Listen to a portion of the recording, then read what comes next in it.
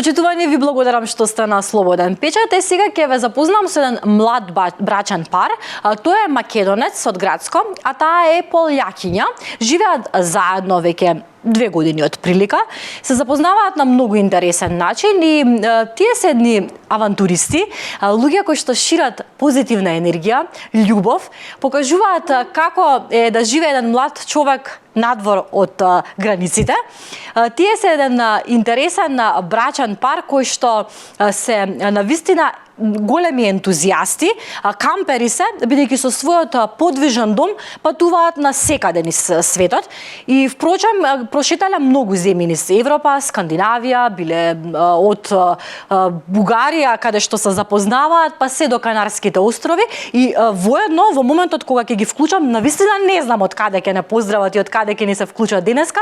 Многу сум среќна што верувам дека многумина од вас кои што не следите во моментот ги познавате преку TikTok, претежно оние кои што се следбеници на TikTok, доколку ја заследиле групата Зора Дуо, односно профилот Зора Дуо, кој што во последно време навистина стана многу популарен овде во Македонија, бидејќи токму тие пеат препеви на македонска изворна музика на еден извонреден начин низ улиците, низ целиот свет.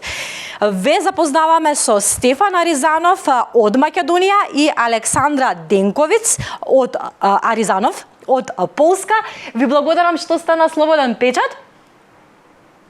Здраво, ви благодариме вас за поканата. Thank you for having you on Слободен печат. Сега ќе се обидам да кажам нешто на полски. Don't laugh at me. I will say something on Polish. If I'm wrong. Dzień dobry. Am I good? Dzień dobry. Браво. Драго ми е што ве имаме. Јас навистина многу сум фасцинирана од вашата приказна. Има многу да се зборува за вас. Имаме многу кратко време и се обидов некако на 5 дела да го поделам се во ова. Ајде да започнеме со вашата љубовна приказна. Како се запознаваат македонец и појакиња? Македонија and Polish. Во Булгарија. On the trip. За време на нашето патување, бевме ние двајцата на соло патување.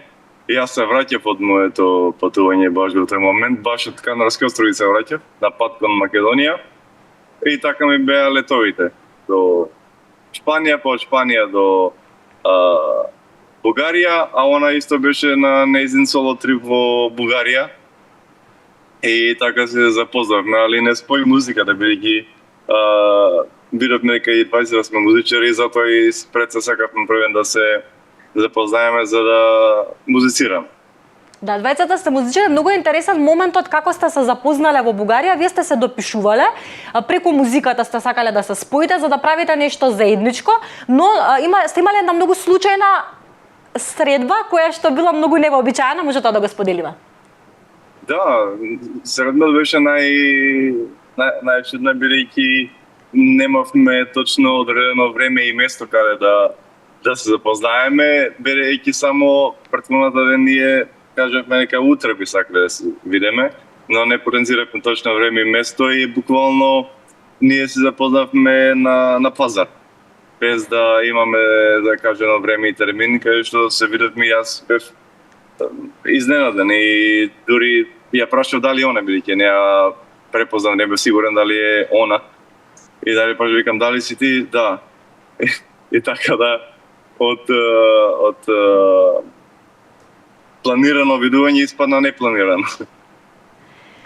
Сега вашата љубовна приказна започнува така и вие веќе сте во брак, живеевте известно време и во Полска. Може да раскажеме како се развива вашата од тој момент вашата љубовна приказна, како се развива, како се стапивте во брак за толку кратко време? Каде живеевте сиве овие 2 години додека сте заедно? It was quite complicated because when we met in Bulgaria, then I changed all my plans because I was supposed to stay in Bulgaria for 2 more months, but I felt with my heart that it's not the best plan, so I changed and I went to Macedonia, to Gradsko. I visited his hometown. I met his family, his mother, father, grandma, grandfather as well.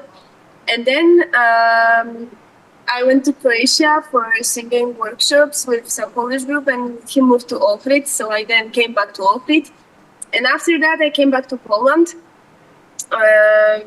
And we... Because you open your company. Yes, because I opened a company in Poland, and I have also bands, 2 bands in Poland with which I sing. So I got some plans there. And then we met again in Malta in December 2023. And we decided that we don't want to be separated anymore, that we want to be together. So we started all the process with bringing Stefan to Poland, which was quite complicated because of all documents and working permission. And he came to Poland in March. He started a job being a taxi driver for some time. In Bolt? In Uber. Uber. And then in June we got married. We got a small ceremony only with our families, parents and the closest friends, around 15 people together. And we were thinking what to do. We were sure that we want to have some trip together because we are both travelers, so we could not stay for a long time in one place. So we decided to take holidays with our camper van. We didn't plan how long we're gonna be the trip. We just knew that we want to explore and that we want to skip a winter because we are not really into cold temperatures. We prefer to be in warm. Especially in Poland in the winter, it's very... Yeah, last week it was minus.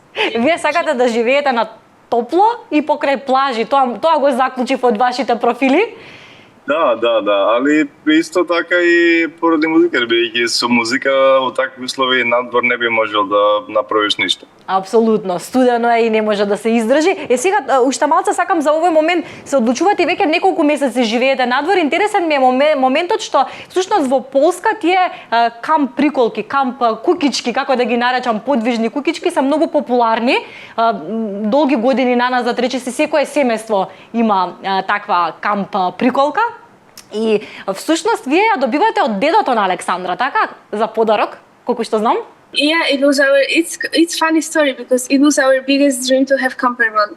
And first we decided that we will go for a trip just with a car and maybe with a tent, because we are both, we don't have huge needs, let's say, so we can survive even in a tent. We are not, we don't need. Because we were so determined to go. No matter what, we were just so determined that we want to go. And we talked to my grandparents that we would gonna go with our car. And when they heard this, they told me, okay, this car is too small, so we will give you Sharam, the bigger car. Then after 2 weeks, they call me and they say, no, we cannot stand this. Your grandma is not sleeping in the night thinking that Stefan, he's 1.91 m high, very tall guy. He cannot sleep in this car because he will have issues with his spine, with his back. He will have some pain. So we bought you a Volkswagen T4, old car from 1998. Cool. And it was empty car. Just like a empty car with the space. Taka. Yes, and immediately we started thinking what to do to build, like this. Like we have furniture, we have bed and stuff. And we wanted to go as soon as possible, so we found one guy who did it for us. And we went for a trip. Но другиот дел кој што е многу интересен, бидејќи во меѓувреме кога ние им кажавме дека одлучивме да одиме со било што, дури со колата која што јас дојдов во Полска, Александар во меѓувреме почна да бои слики кај што црташе жолт кампер, мал. Така. На 4 или 5 слики цртежи нацрта на сите нив жолт кампер. И баба и дедо нема никаква представа за тоа, додека го купија и она им ги покаже потоа слики и дека јас баш жолт кампер цртав по последниот месец-два. И они исто купија жолт кампер за нас, така да тоа беше нешто што интересно и ништо не е случајно. Ајде сега малку околу музиката. Вие сте двајцата музичари. Интересно е што баскери сте всушност, на некој начин на улица ја представувате музиката. Е сега, Стефан, ова е конкретно за тебе прашање. Колку што знам, ти имаш завршена курс за физиотерапевт, си имал интерес за фудбал и како одеднаш стануваш баскер кој што свири на хармоника? Да, тоа е исто доста интересна и несекурена ситуација, бидејќи јас после средно физиотерапевт бев во Скопје, каде што стажирав во Козле, во физикална рехабилитација. И потоа уште некој време остана во Скопје, па патував малку, па пак се вратив во Скопје. И додека во еден момент не ми се пружи идеја, прилика за да одам на баскинг трип со мој пријател. И на крај плановите се променија, он одлучи дека не сека да оди, а јас бев веќе решен и реков, добро, јас ќе одам, ако не идеш ти. И со пријател од Скопје, кој што сега моментално живее во Португалија, поздрав до него, Доли. Јас одлучив да одам со него со кола, бидејќи он одеше за кола, да му се придружам на цело патување со кола од Македонија до Португалија, кој што ни зема 6 дена, мислам, од прилика, 5000 километри поминавме во кола, и така да од Македонија преку Србија, Хрватска отидовме до Португалија. Он само ме остави во еден град, му рекол, остави ме тука. И јас не знам колку време ќе останам, бев со шатор, ранец и хармоника и останав јас скоро 3 месеци во Португалија, ја прочитав цела Португалија. И кога го искусив сето тоа, јас бев буквално во позитивна смисла шокиран од целото искуство, како би можело да изгледа животот. Што беше тоа најинтересно на ова патување? И бидејќи јас пред се на почетокот кога тргнав на патување бев со план дека ќе се вратам. После патување ќе се вратам пак на, да кажем, стариот начин на работа во Скопје и живење на едно место. Од кога искусив тоа, реков не, јас не се враќам повеќе назад на тој начин на живот. И така продолжив додека не ја запознав Александра.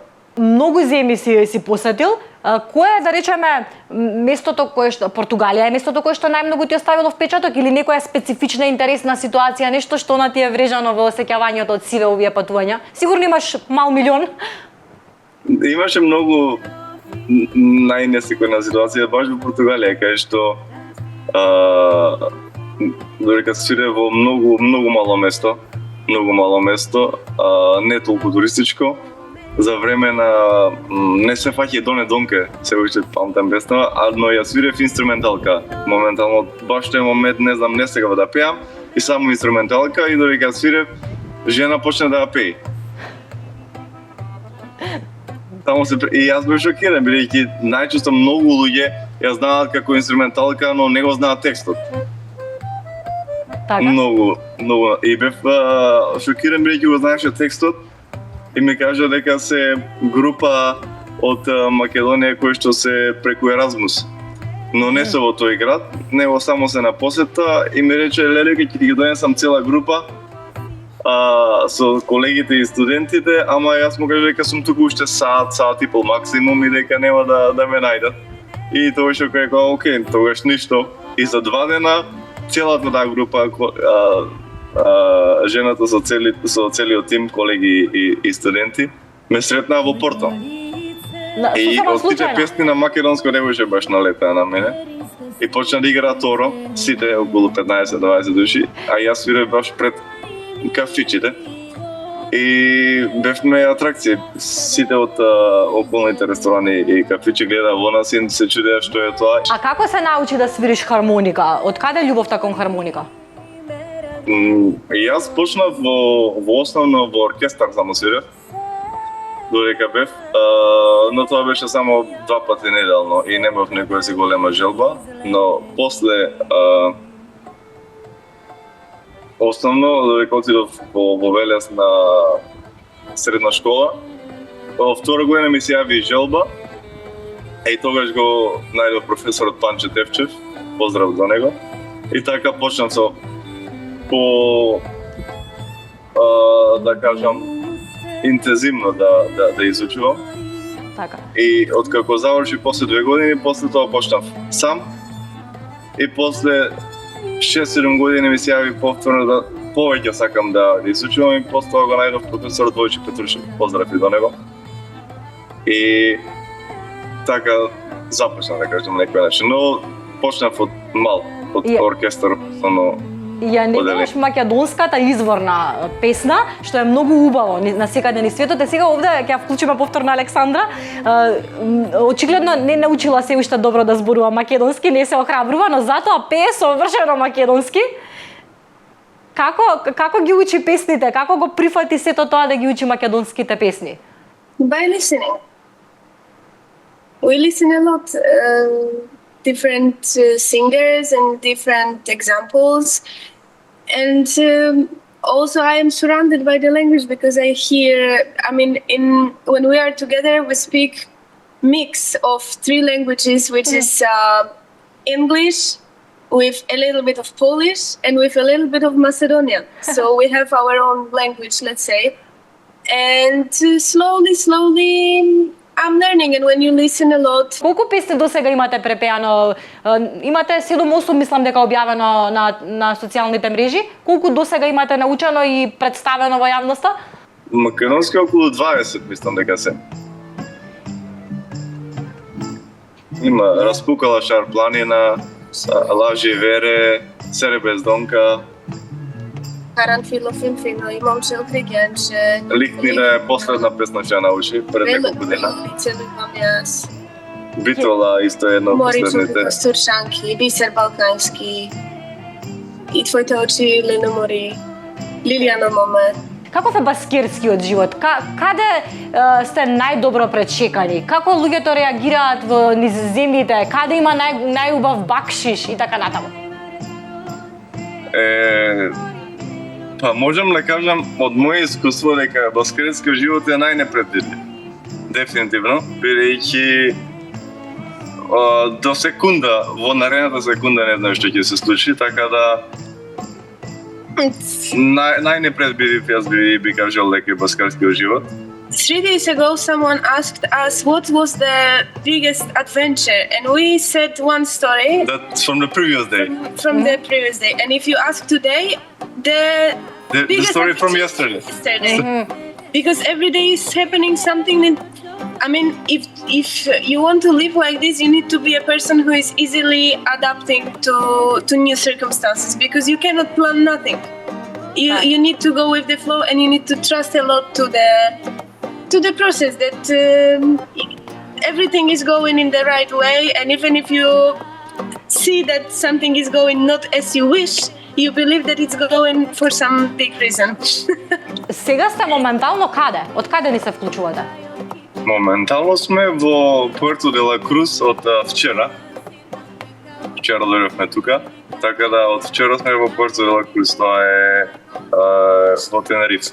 И следните планови се каде да одите? Моментално, да кажем, моменталните планови се уште месец дена да бидеме тука и потоа да се вратиме, да кажем, назад во Европа, во Шпанија и во Португалија. И уште месец-два да останеме во Шпанија и Португалија до почетокот на јуни, да кажем, крај на мај. Имате ли планови да живеете во Македонија, да ја почувствувате Македонија? Александра, какви размислувања има за нашата земја? I don't know, we want to be in some quiet place. We lived for 6 months in Krakow, which is a huge city, and we didn't like it. It has some nice things that you can play music, you can make artistic things, but we plan to move closer to the nature, and the hometown of Stefan, Gradsko, is amazing place, which is small, quiet, and we have some plans. Now they are more like dreams and wishes, but we hope that they will gonna come real to have some place there. Одлично, живеете еден многу здрав живот, тоа го забележа. Во некоја друга прилика верувам дека ќе зборуваме и за тоа колку се обидувате да имате еден здрав начин на живот, со здрава исхрана, со вежбање. и навистина ме радува, имате и убаво кутренце. Очигледно ви е интересно и имате многу да раскажувате. Немаме многу време, верувам дека низ овие минути успеавме да им ја доближиме приказната на нашите луѓе кои што ве следат низ социјалните мрежи. Ви благодарам многу и ви посакувам се најдобро. Ви благодариме и вас. And thank you for the invitation. It's a huge pleasure to talk and to answer for some questions. It's really nice for us. Another new experience that we didn't expect at all. Задоволството е обострано, секој добро ви посакувам уште еднаш, ми беше задоволство што се дружевме, верувам и на нашите гледачи. Ете ќе споменам уште еднаш, оние кои што не знаат, Зора Дуо ги има на TikTok, навистина се многу популарни. Нивните препеви на македонски јазик навистина ќе ве воодушеват доколку сте уште не сте ги погледнале. Нема звезди полични од твоите очи, да се